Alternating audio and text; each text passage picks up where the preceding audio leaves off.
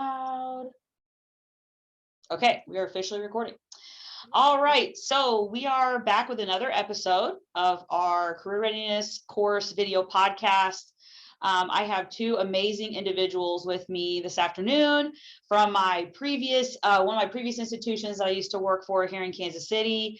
I have Lashondra Randolph and Jonathan Pryor here, two amazing people who have had a lot of experience in higher education, but also other areas. I want them to first introduce themselves and give us a little bit of background and story on, what is your career story? From where you started to where you are now. So Lashondra, you want to start us off?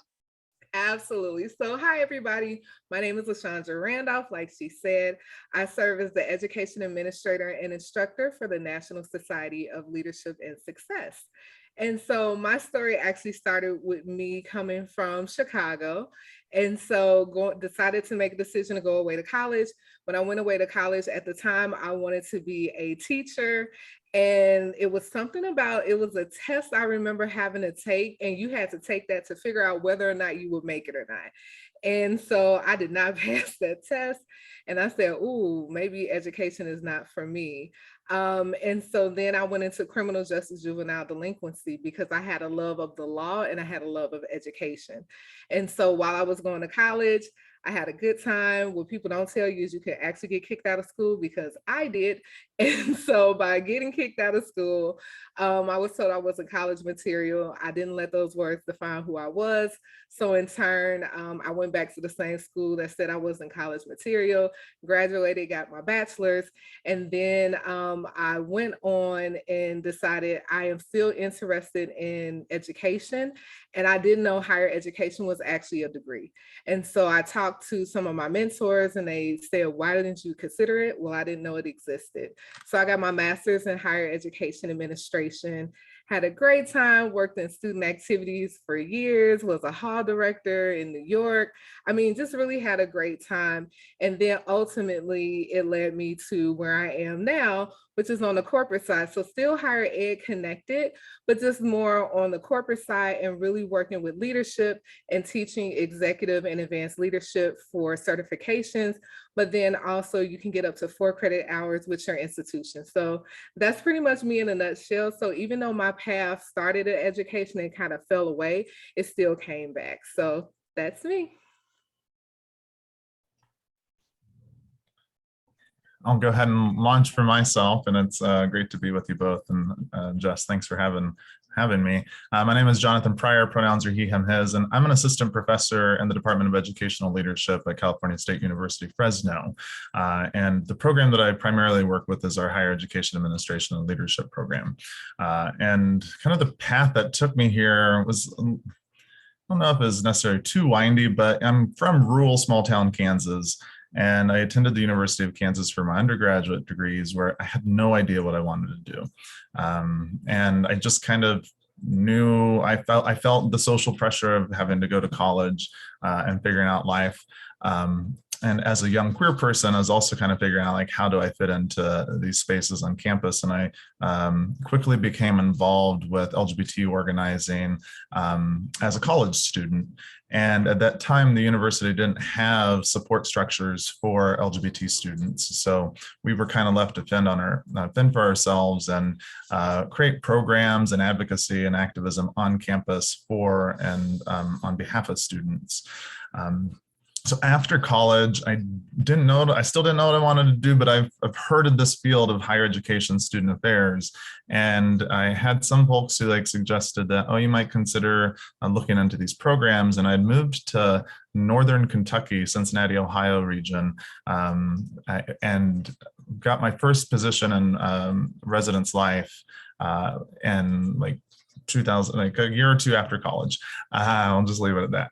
And that was my segue into higher education, where I then realized, okay, I need that master's degree that Lashondra was talking about, right? And so I went to the University of Missouri, where I completed my master's and doctorate in educational leadership and policy analysis, which eventually led me to working as the program coordinator for LGBT programs at the University of Missouri, Kansas City. And so much of my background was about 10 years of higher education student affairs experience before transitioning into the academic faculty life, where my research is still focused on LGBT equity and higher education, and thinking about ways that we can create more equitable environments for minoritized students in higher education. So that's a little bit of my path and journey here into higher education and diversity and equity work. Awesome, great, thank you both. So the first question I have for you guys is, what does DEI mean to both of you? And how do you feel that also means for you in the workplace when you think about previous experiences or where you are now, or just in general? And either one can start.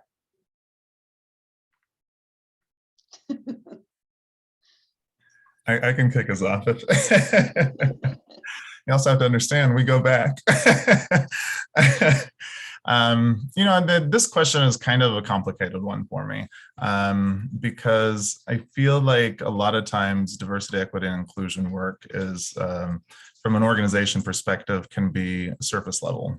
And many times we see, and especially in higher education, we see initiatives that are a response to a problem instead of being proactive in the work. So my hope and my ideal for what diversity, equity, and inclusion work would be that we are creating, we're dismantling systems of oppression and then creating structures for support and success for minoritized folks and folks who experience oppression around multiple aspects or any aspects of their identities. And so I have this idealist perspective, like, yes, this is what I hope for it to be, but I also get disappointed because I don't see that it is always implemented effectively or systematically, where it is actually in all areas of an organization.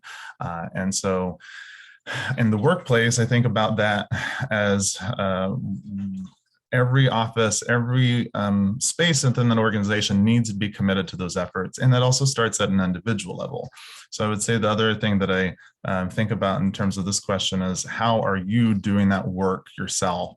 How, as me, a white cisgender man, how am I addressing my whiteness and my areas of privilege to create more welcoming and inviting spaces for my colleagues and to be an ally, and then learning from my mistakes along the way. And so I think DEI work should be embedded from the individual level all the way up to the institutional level, right? So it can't just be one person's job, and we can't tokenize the people who are often hired to take on that work. Like, we have to have that commitment. So I feel like it's complicated, but I also think it's on us then to do that work and not just rest it on the shoulders of perhaps that few staff persons who might be hired to take on those efforts. So I echo all of that. And then the other piece that I'll add is to make sure that you can show up unapologetically as yourself, right? Like, that's the most important thing. And so whenever I think about like DEI and what it means to me, is that I can show up as myself, and I can do that unapologetically, that I don't have to compromise who I am in order to advance in whatever field I'm in, wherever I'm at, that I don't feel like I have to even like assimilate at times, right? And so, and that's separate from code switching. Like, we all understand the whole code switch talk where, you know, a lot of times people say, oh, that's a little fake. And it's like, it's not, because the conversations I have with my mom is not the conversations I have with my best friend. So we code switch every day, right? But that's a whole nother discussion, a whole nother podcast. But, you know, but that's the most important one to me. I think the other one is to create a space that is open for discussions. And this goes into in the workplace. I think that people are going to make mistakes, you know, like Jonathan talked about. We know that that's going to happen, but we have to create a space that people can make those mistakes, that we can talk through them so that people can want to change. Like he said, that work is not on the shoulders as me as a Black woman. I am not the one that has to rally and always do the DEI work. And a lot of times for Black people, we can always be spotlighted, right? Like, they're going to look at us and they're like, oh my God, this is what's happening in the world. well, if you can lead the discussion or if you can lead the town hall or something like that, it shouldn't be a space where it's always the person of color. At times, you have to have someone else carry that flag. The other thing is not to check a box. I think that's another piece when we think about being in the workplace. A lot of times when we think about DEI work, people want to check a box, right? Every single month that comes up, Black History Month, Women's History Month, Disability Awareness Month, all the months come by and everybody's checking a box to say that I did something that is dedicated to, DEI.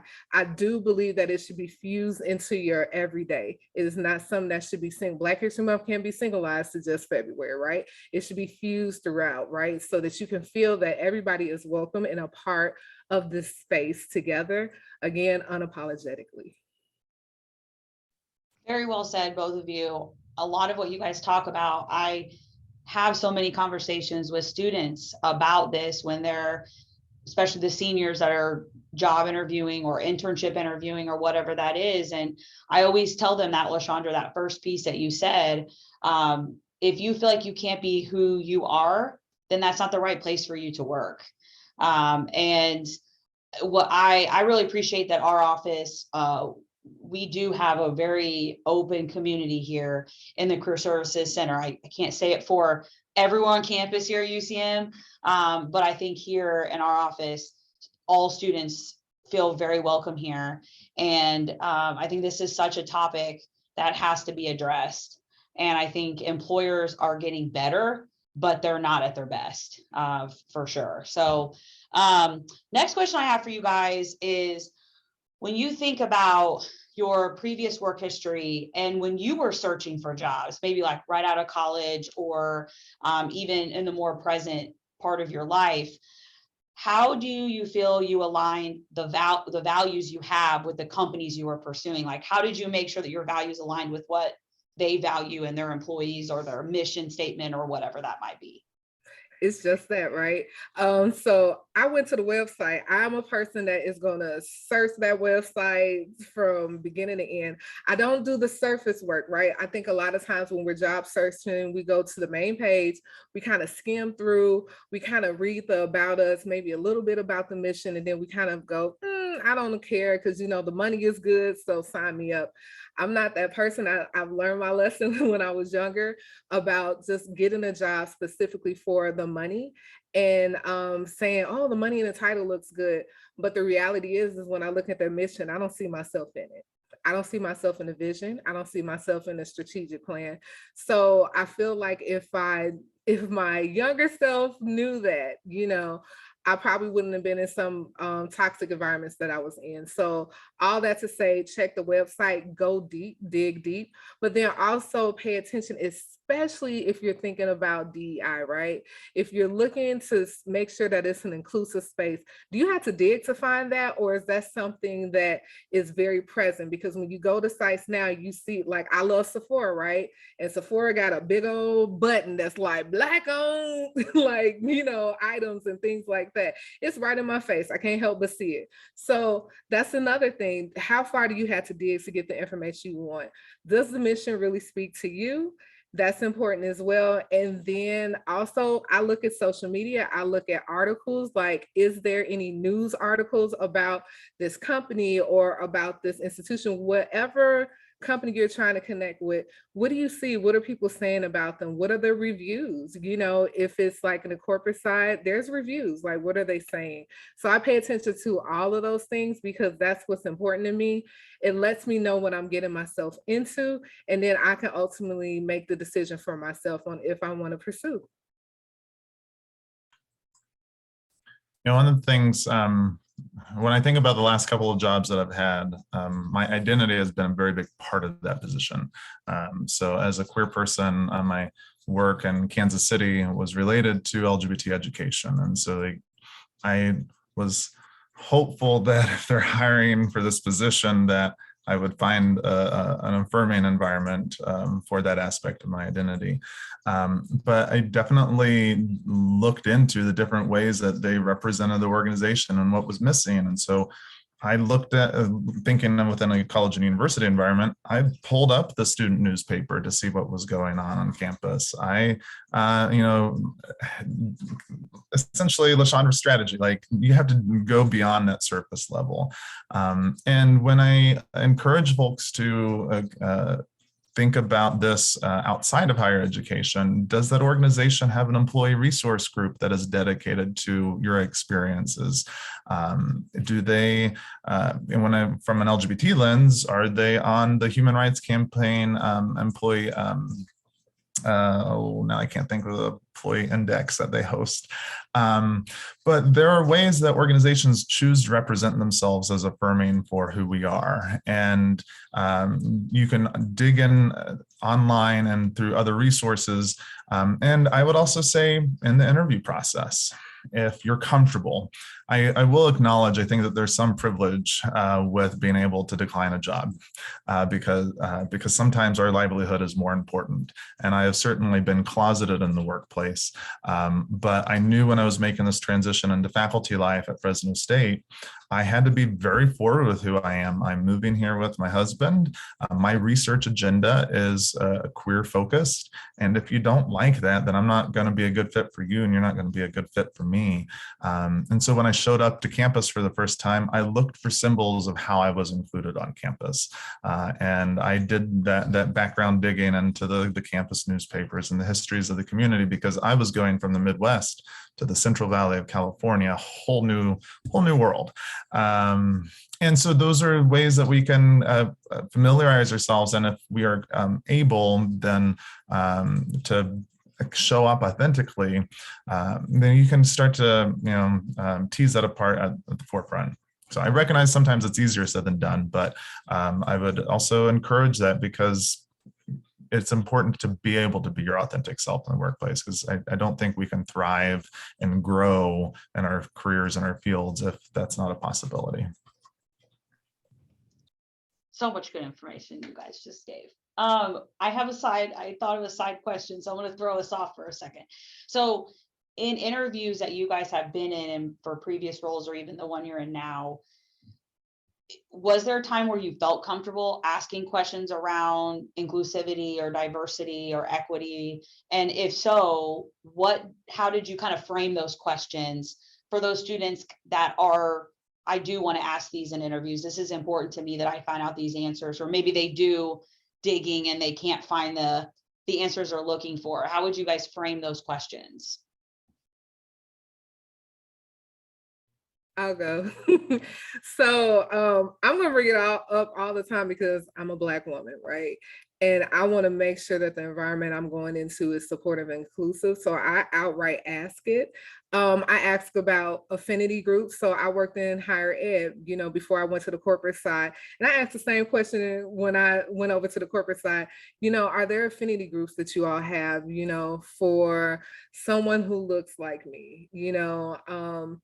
The higher ed side, I also asked questions of, I'm in a sorority, right? I even asked those questions because I felt like if there was enough of sororities in there that was MPAC, then I was like, okay, it's enough of us. I feel comfortable. I feel safe, right? And sometimes people don't look at it in that perspective, but that was one of those perspectives to me, just to make sure that I would see enough of us, right? If I was in a space that was predominantly white. I think the other thing about it is that I would, again, ask the questions outright, but then I would sit back and watch it was less of the question and then more of the body language. And so we know a lot of times when we're going through interviews, they teach us about the body language. And so that's an important one too. And so I look and see how you're reacting to me asking the questions. If I see you getting uncomfortable, if you're shifting around, the eyes are moving around, or if everybody's getting that look like, who's going to answer this question? And the pause is entirely too long, then in the back of my head, I kind of keep that mental note, and then that makes me want to dig deeper and research for myself. So those are the things that I do. I don't have too much more to contribute other than I think that being able to ask those questions of what policies are in place. So I am thinking about the experiences of queer and trans people, right? So what policies are in place for partner and benefits? Those are questions I've had to ask before. If I'm advocating for my trans community, I'm also thinking about what does the insurance plans look like that is supportive of those communities, because that tells you something about that organization's values. And so it can be direct questions like that. And then what are their practices that show that they're affirming? How are they involved in the community? Who do they give back to? Who do they donate to? And you can see if those are organizations that align with your values, then that might be a place that you want to work. Or it might make you pause and reflect if you realize that they're donating to organizations that vote against your interests as a human being. And those are questions you might also build, or things you might build to ascertain, otherwise, not necessarily from the interview process, but thinking about the multiple ways that they're engaged in their communities, and asking the ways that they give back can also help kind of peel back some of those layers. Yeah, that's all things I don't think students think about. The insurance policies, the retirement, like that comes along with the total package. And so I think those are really great things for students to think about. Okay, so the next question is what advice do you have on identifying progressive employers who have support for DEI initiatives? So what if a student was asking you about this, and what advice would you give them if they were kind of in that mode of, okay, I'm starting to look for employers that support DEI initiatives? How would you have them go about it, or how have you gone about it? Jonathan, want to start us off? Sure, I'll kick us off with that one. One of the things that comes to mind is how are organizations in creating space for their community members, and are there affinity groups and employee resource groups? And kind of an example that I can recall, so it wasn't someone I worked with as my employer, but when I was in Kansas City, I was quite impressed with Hallmark and the way that they created a whole division dedicated and created a vice president position dedicated to diversity equity issues, and then launched employee resource groups to support their communities of color, their LGBT communities, their veterans. And so they're modeling that. And that is kind of one way that you might be able to, as you're exploring an organization, see how they are creating ways for employees to come together when they might feel othered because they hold some minority status within the organization. And then how, I would also go back to how are they giving back? And who are they giving back to? So those are a couple of the ways. And then there are larger national organizations that kind of, and I can't think of them off the top of my head, but a Google search won't hurt, that will list organizations that align with your values. And so HRC was one example. And I know that there are other groups out there who are kind of doing that work already to promote DEI work, because we recognize how important it is for us to be successful in our careers. I think the only thing I would add to that is to also think about professional development opportunities. I think sometimes, there are opportunities for us to get certified and get training. I know the job where I'm at now, it's just it's a requirement, right?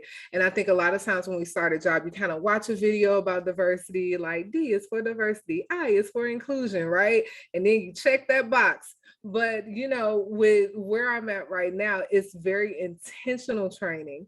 It's very intentional coaching and just making sure that our language is inclusive, especially now that we are going international. They are making sure we are all on the same page, that we have all our ducks in a row. That's important to me because it lets me know that you are being reactive. You're being proactive and you're not being reactive. And that's important to me. So every time something happens in the world, I don't mind getting that messaging that comes in, but if I see that there's no action behind it and it's not consistent, I have an issue. The other thing I would add to that is to visibly look at the leadership team. What does the leadership team look like? If I see all white males and I look at the org chart and it is nothing but all white males, after a while, I'm going to start asking a question. We are in 2022, so I expect to see that leadership is looking more inclusive, right? And so that's an important one too, because sometimes you might see like the photo stock pictures, right? Like the pictures that, somebody done got on that good old card stock, found the free photos and put them up and was like, this is our crew. And we know that's not real, you know what I mean? Because it's the same people you see all the time. So those are the only two things that I would add, because when you talk about supporting these initiatives, there has to be action that follows it. It goes beyond the words. Yes, very well said. Okay, finally, just advice you would give to college students that are going into the workforce around DEI. Like obviously now in 2022, we hope that employers are more aware of this and be more proactive versus reactive with these initiatives in the workplace. But what advice would you give any college students that are now going to be going into the workplace around these initiatives? I think the first one I would say is think about your why. When you think about going into a workforce with a DEI mindset, like what's your why? Like, why are you choosing to do this? Are you a box checker? Are you more action focused? Are you a person that's like, I want to change the world? Just that's the first thing. I think the other one is to remember that when it's time to speak out even if your voice shakes. I think that it's kind of hard at times, right? When we, what I always say is like, DI work is not sexy, but it's impactful, right? A lot of times people get kind of squeamish around talking about the subject. And so, it's just better just to avoid it, right? But it's impactful work. And so sometimes there has to be someone to say something. I worked at an institution, and if we were interviewing someone and I didn't see those interview questions that had like a DI lens, I was always the one. I was like, I don't see this and we need to add these pieces. Like I always spoke out, even if my voice shook. But then I also remember to have self-care. And so a lot of times things happen in the world that impact us in so many ways. And sometimes we need to take time for ourselves to take a break. I was just telling them before we started the podcast with the Uvalde shootings with the babies and the teachers. I remember our CEO sent a message to us and said, take the day off, everybody unplug, and let's focus on what's important. And that's our family and our friends. And that was the message. And we were like, what?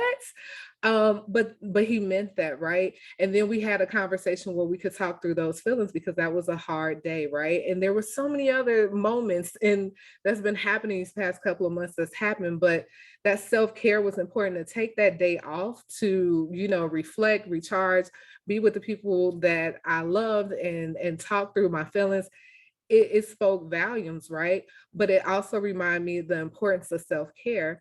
But then also, if at any time, you need it, and I always am an advocate for it, is therapy. Like I always have a therapist talk through feelings and everything, because again, when we think about the DEI lens, you have to remember your why.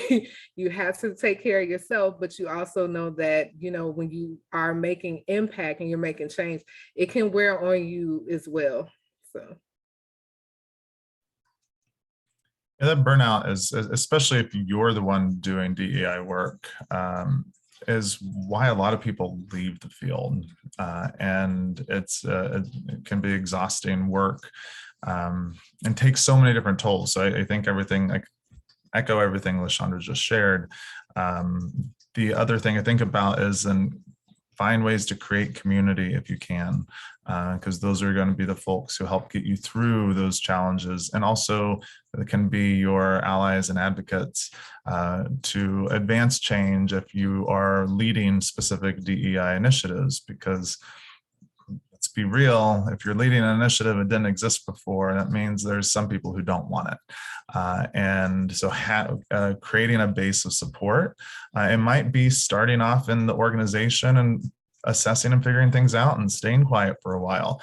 I'd like to provide some hope that everything's going to be perfect and rosy, but let's be real. We live in a racist, sexist, homophobic, transphobic world. And where those incidents are going to continue to show up. But that's why it's also promising that organizations are committed to these efforts. And if you're taking this on, that self-care is so important. And that community, I think, is important, because the community can really help you work through that. And hopefully that will show up in other levels of leadership, because if it's not supported from the top, that's going to be a challenge that is going to either take a lot of work or might lead to just burnout and needing to reassess. But I think everything Lashondra says, I co-sign, and I wish everyone, luck in continuing to do the work, because DEI work and all organizations is so imperative.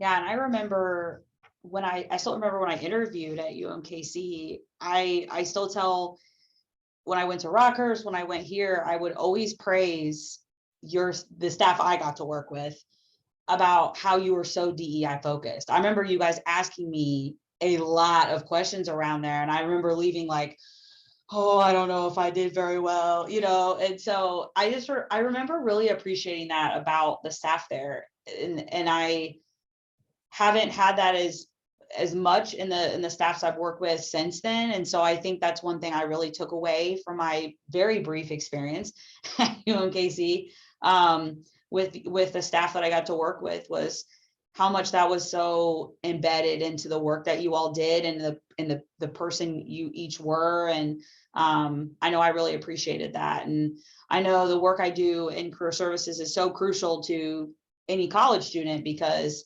especially with the students we work with every day that are having to go out and experience the workforce, from a DEI lens, it's challenging for them. And so I know our office has really been trying to dedicate more work to that. We've created infinity groups and really research things like that. And I think this is such a crucial topic. So I was excited when I got to be the one to pick who we were going to talk to and figure out the questions and all those things. So I think the students that are going to be listening to this have gotten some really great advice and some really great pointers and strategies on how to navigate this when they go into the workplace. It's just really exciting to hear that both of you, are willing to do this for the next generation of the workforce. So I appreciate both of you taking your time.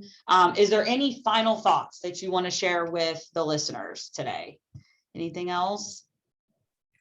I think I'll do three final thoughts. Ooh, words got hard at the end, right? The first one is just to remember that nobody is perfect. Always remember to give space for people to learn. It can be tough. Sometimes people say something, you're like, what? And, and we are, dealing with cancel culture and all those things. But sometimes people can learn, people can grow. They just need that space and the opportunity to do so. The other thing is always to be uncomfortable with being uncomfortable. It's okay. Things will make you uneasy at times. You hear things and you're like, ooh, you could have been uncomfortable watching the podcast and hearing me be like, black, black, black. You know what I mean? So that can make you uncomfortable, but sit in that, right? And understand where that uncomfortable feeling is coming from, and understanding that I am a Black woman. I do speak from that lens, and it's okay for me to say Black, right? Mm-hmm. And then the last one is to always remember, especially with DEI, we want to avoid playing what we call the oppression Olympics, right? Sometimes we get so uncomfortable when somebody says something, so we almost feel like we need to speak on something that happened to us and at times the mindset is like, well, this will make that person feel better because they're not alone. Well, you're playing the oppression Olympics, right? You're playing this game of making them feel like, okay, well, you're dealing with that, but I deal with things too, instead of really hearing and valuing what the person is saying and affirming, what they are saying, and just letting them say it. Because sometimes they just want to speak it out. They're not really looking for somebody to go, well, this happened to me too, in a different lens, even though I'm not Black. You know what I mean? So make sure that you're avoiding that. And overall, just always continue this work because it's important and it's not going away. Yeah. Sometimes it's just better to listen. I teach our higher education leadership class, and a couple of things as we wrap up the semester. I ask our students to commit to is staying committed to their own learning and growth and development, and recognizing that you don't know everything, and that if we're going to improve around DEI efforts, it's going to have to be willing to own our ish when it happens, and learn from our mistakes, so we can be better allies. I also challenge them to create change in whatever ways that they can.